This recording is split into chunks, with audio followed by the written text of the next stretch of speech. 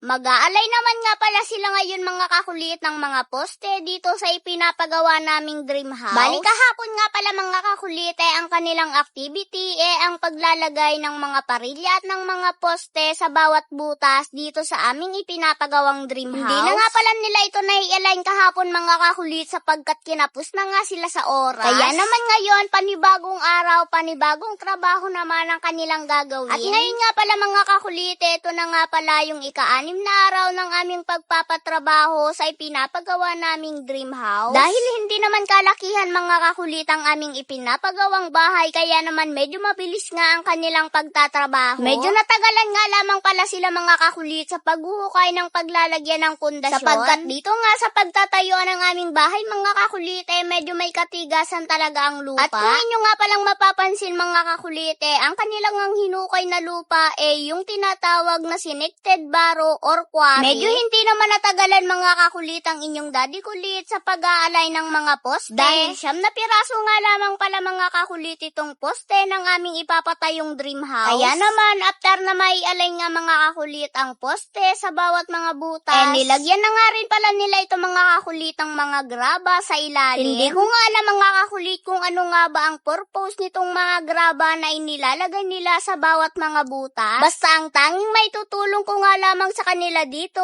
ang mag-video at manood sa kanilang ginagawa. Dahil yan nga lamang mga kakulitang kaya kong itulong sa kanila ang mag-video at ang manood sa kanila. Charot, hindi dapat gayon.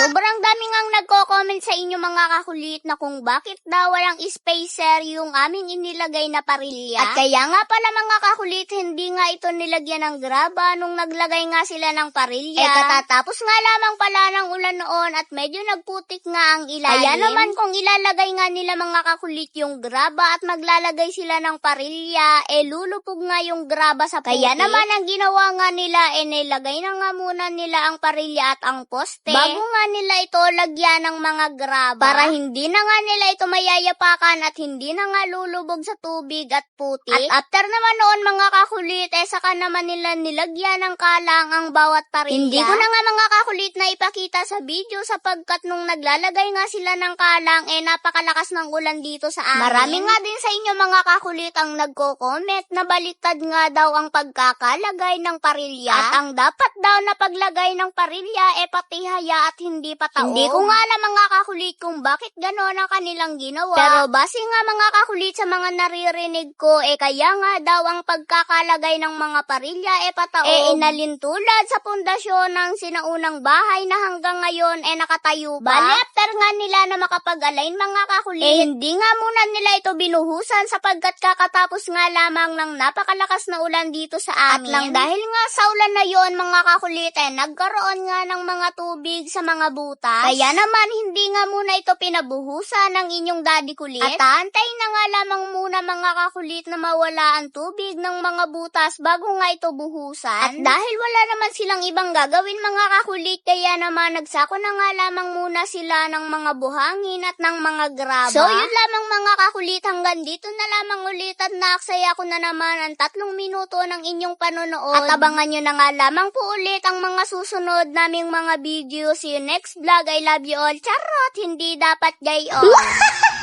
Charot! Ang napanalunan ko agad ngayon. O, di ba? Yan.